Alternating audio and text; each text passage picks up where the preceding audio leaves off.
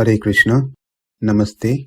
Chapter 13 is entitled as Kshetrajña Yoga, also as Prakriti Purusha Vibhaga Yoga, also as Prakriti Purusha Viveka Yoga. Sloka 16, Part 2. Bahir antaś bhūtānām acaraṁ carameva ca sūkṣmatvāt avijñeyaṁ dūra-sthaṁ cāntike ca tat.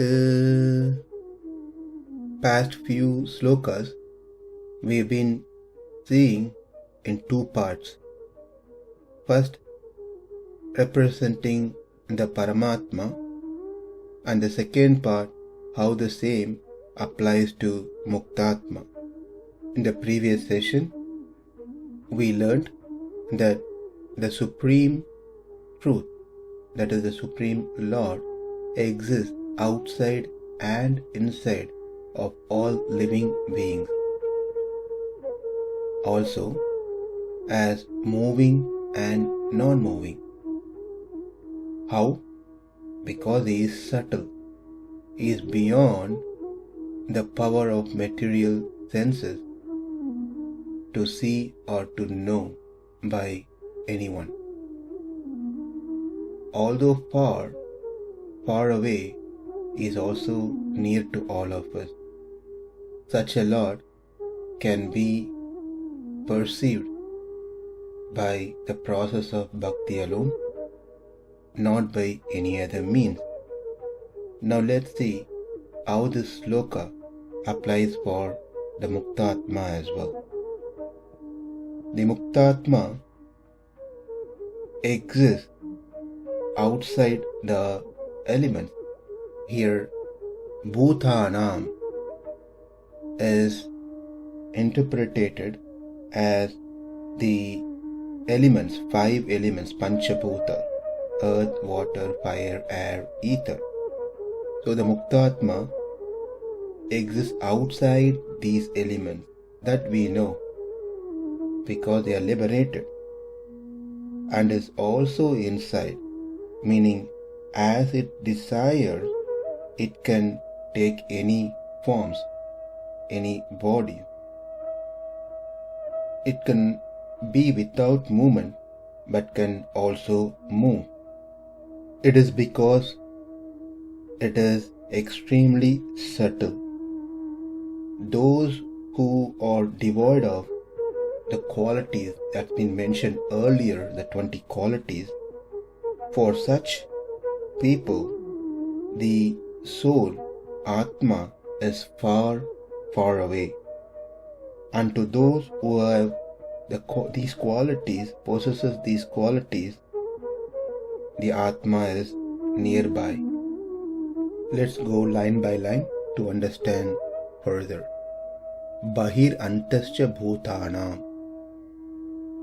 He is outside and inside of the bhutas, the panchabhutas, 5 elements.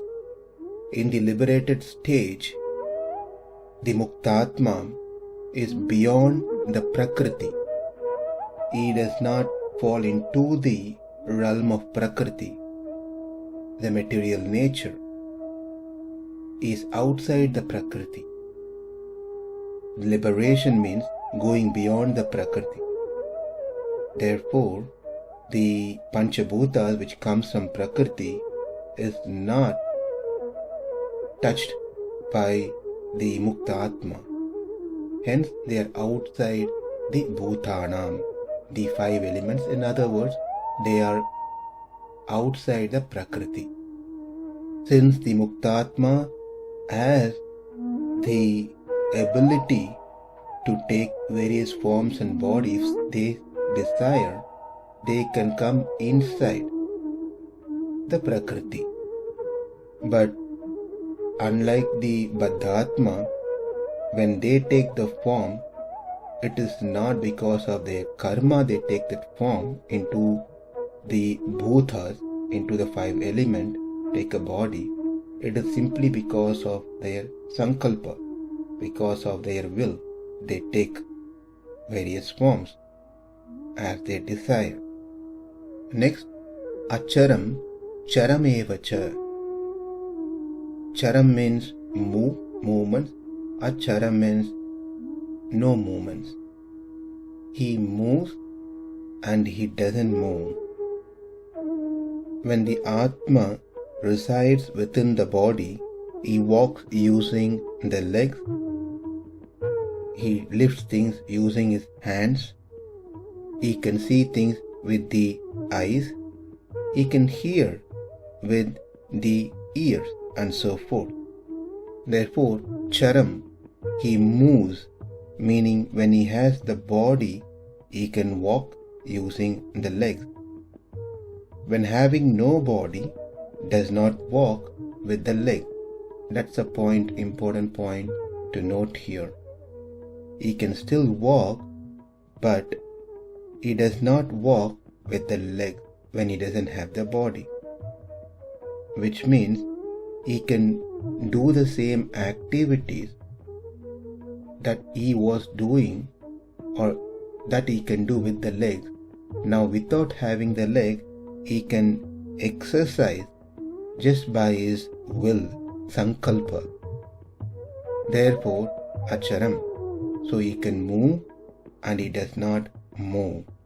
Acaraṁ, caram evacha. Third line. Sūkṣmatvāt avijñeyaṁ. Sūkṣmatvāt, being very subtle. Avijñeyaṁ means not easily comprehensible, not easily understandable. It is not that muktātma cannot understand itself. This is said for the baddhātma who sees the muktātma cannot understand the difference.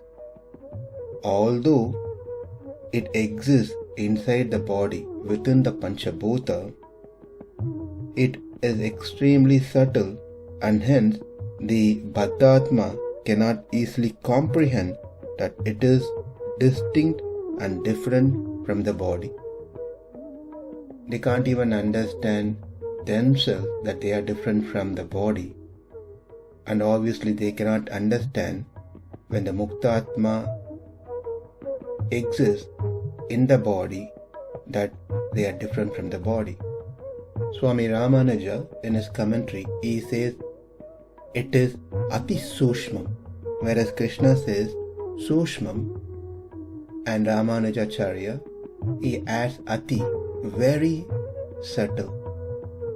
So the difference is that, say, vayu, the air, is subtler than the other element, fire, earth, so forth. Even though vayu is subtler, but we can still differentiate between vayu and prithvi, vayu and fire. Therefore, vayu is sūkṣmam, subtler. But Atma, compared to even these subtle material elements, is super subtler. Therefore, it is ati sūkṣmam. How it is super subtler? We can experience it even now, that we feel that we are this body. It is very hard to differentiate ourselves that we who are Atma are different from this body. Therefore, it is ati sūkṣmam. The last line of the sloka, dūra-sthaṁ cāntike chatat, meaning he is too far. The Atma is too far away, yet he is also too very close, near.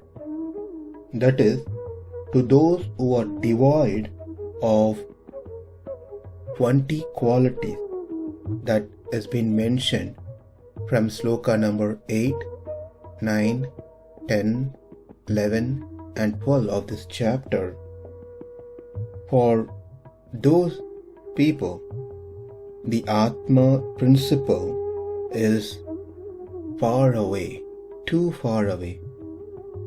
Whereas those who possess these 20 qualities, the Atmas are very close. Atmas are very close doesn't mean that Atma was not close earlier. What it literally means is that the principles of Atma becomes clearer for those who possesses these qualities. Without these 20 qualities, it is not going to be possible for one to understand the nature, the qualities, the principle of the Atma. Therefore, we can see how much important it is to cultivate, to possess these 20 qualities that's been mentioned in this chapter. Though we have spent enough time on these 20 qualities earlier, it is important we constantly contemplate, consciously work on cultivating those qualities which we lack from this 20 and constantly work towards making better of such qualities which we may have little bit. And if we think we have certain qualities already, then we have to meditate on how we can maintain those qualities as they are. Let's quickly revisit those 20 qualities so it stays fresh in our mind.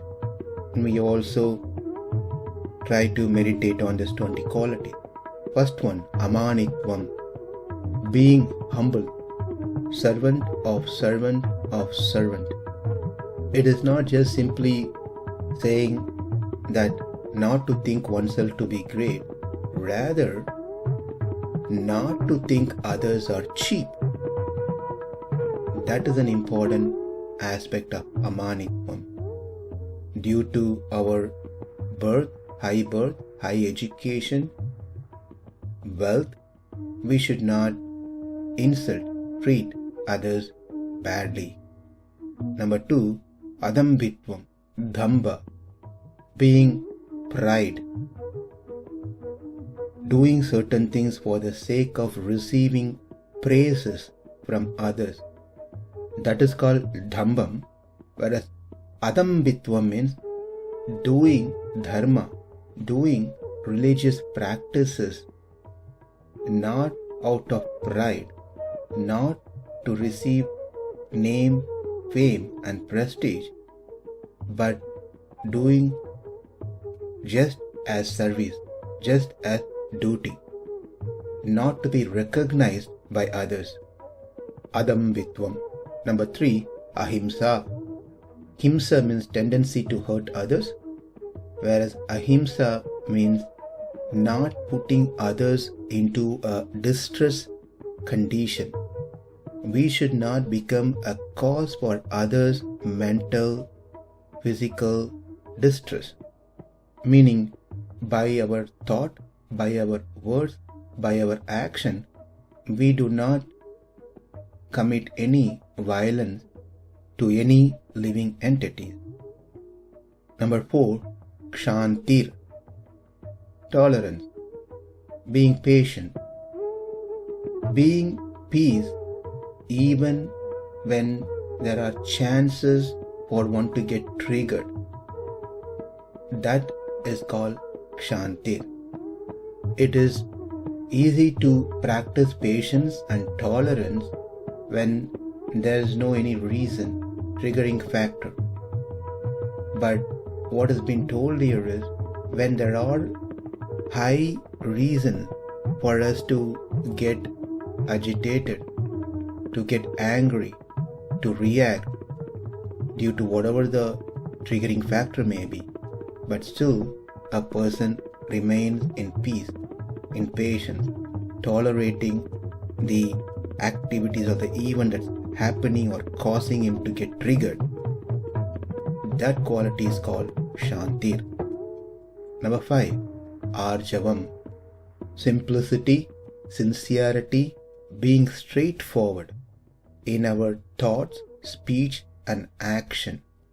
In other words, no duplicity, meaning I am thinking something, speaking different than what I thought, and doing things which is totally different than what I speak. That's called duplicity. Whereas arjo means being straightforward and being in sync, having unity between thought, speech and action in the right path, in the dharma. Number 6, acārya upāsanam.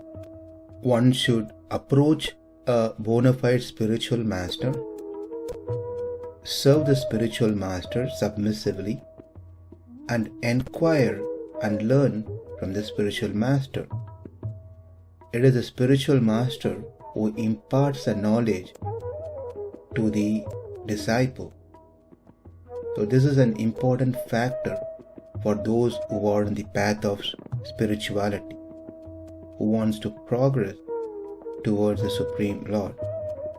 One must have a guru.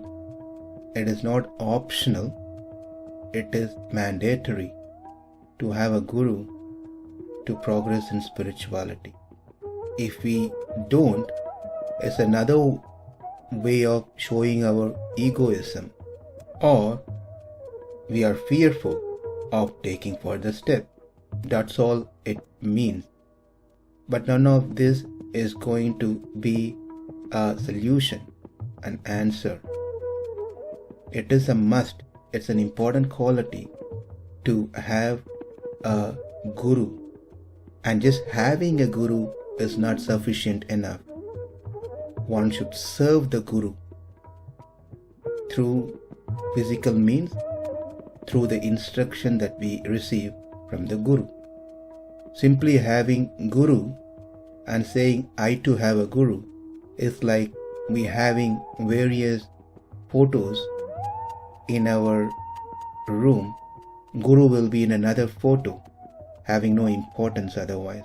So, therefore, guru is important and serving the guru is very, very important. Number 7, sūkṣmatvāt, cleanliness. This is somehow overlooked by many. Sometimes people think because they are in the process of bhakti, devotion, getting into the details of cleanliness is just formalities.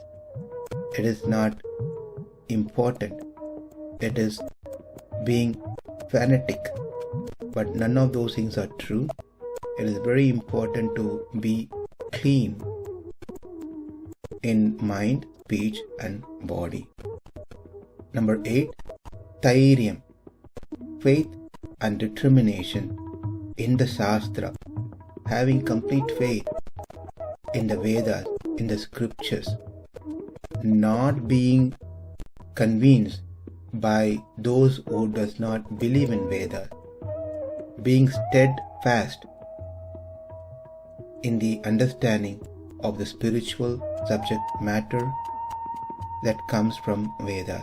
Number 9, Atma Vinigraha, meaning the mind. Here Atma refers to mind.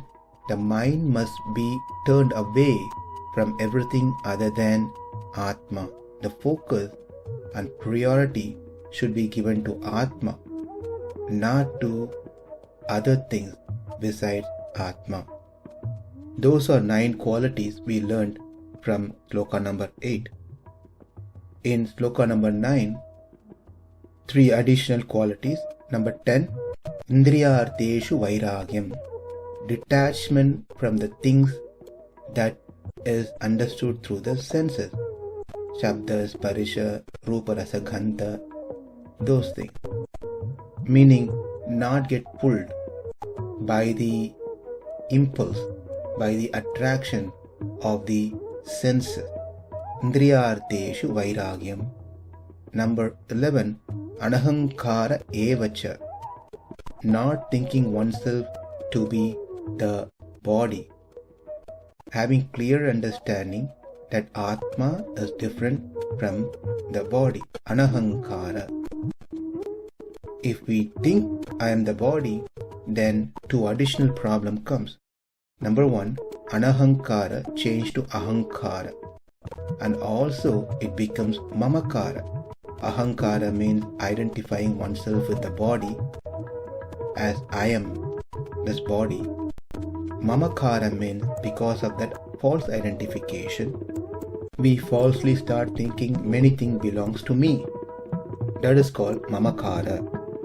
Number 12, we have to cultivate a quality where we constantly contemplate on the defects and the defects of sorrow that's brought by birth, death, old age and disease. It is important we contemplate on janma, mrityu, jara, vyadi, dukkha dosha anudarshanam, their faults, because they do bring distress to us, as we all know. Why we have to contemplate? So that we don't think this is the best place to live for eternity. This place is a place of misery, which is caused by birth, and then at the end goes with death, and this cycle keep repeating life after life after life. Then in the 10th sloka, we learned another 3 qualities. Number 13, asaktir. Previously, we learned indriyarteshu vairagyam, that is detachment from the senses, where here asaktir means that one does not get attached to the things like house, land and so forth. Because this mindness, not mindness, mind, M-I-N-E, mindness just simply brings sorrow as we get more attached to it. Therefore, being not attached to the things that we have, or even those things that we don't have, that is asaktir.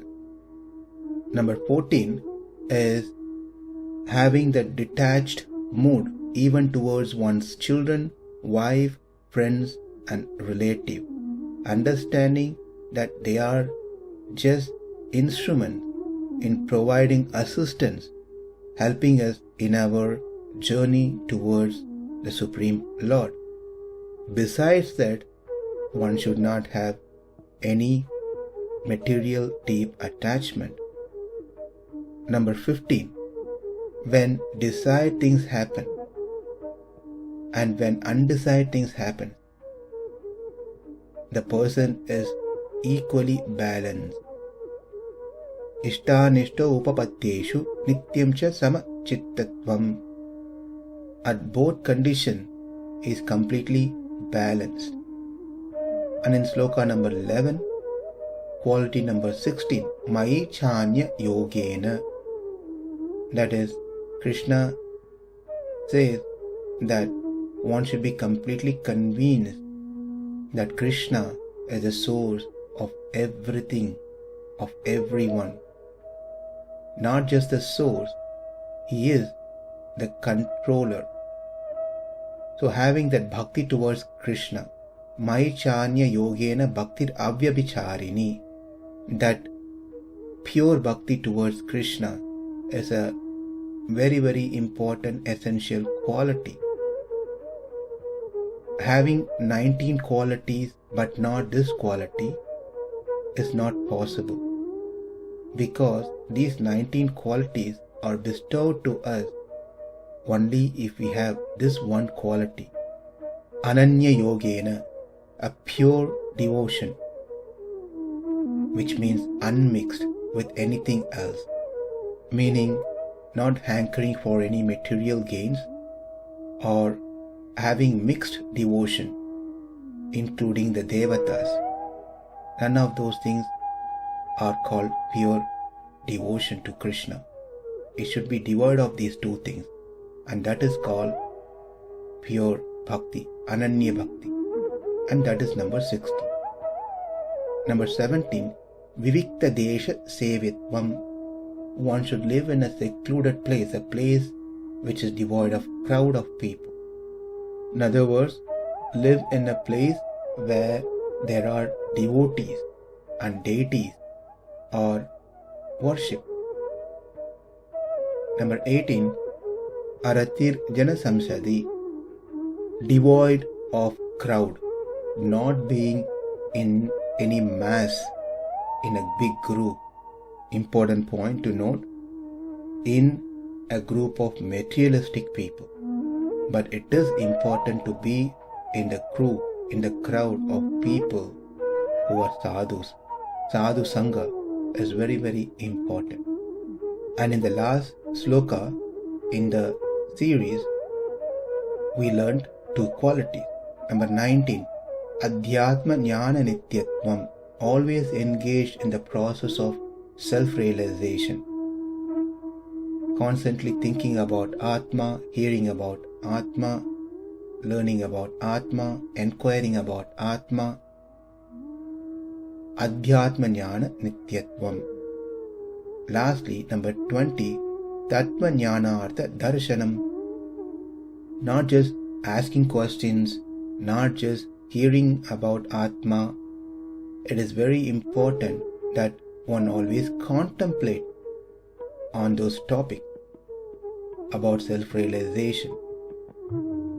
Knowledge of the truth should be the goal of our inquiries, our discussions. Any talk besides this is just waste of one's lifetime. When we have any conversation, any debates, any discussion, it should help and enrich one, not to pull one down into the material pool. Therefore, the true knowledge is about Atma and Paramatma, and contemplating on those subject matter constantly is very important. Anything besides that is not called as jnana, they are called ajnana, ignorance. These are the 20 qualities that we learned from 8 through 12. We repeated that so that we get a chance to recollect, refresh what we learned few sessions back, and make sure we prioritize these 20 qualities in our day-to-day life. We get many opportunities to exercise and practice on these 20 qualities. Therefore, let's keep these 20 qualities in front and work on it. And with bhakti, without Krishna's blessings, it is not our effort that we can have this quality. We put our effort. When Krishna is pleased, He gives us these qualities. To summarize, without these 20 qualities, the topic and principle about Atma is too far. With these qualities, the principles of Atma are too close. Bahir antaś bhūtānām, acaraṁ carameva ca, sūkṣmatvāt tad avijñeyaṁ, dūra-sthaṁ cāntike ca tat. Namaste. Hare Krishna.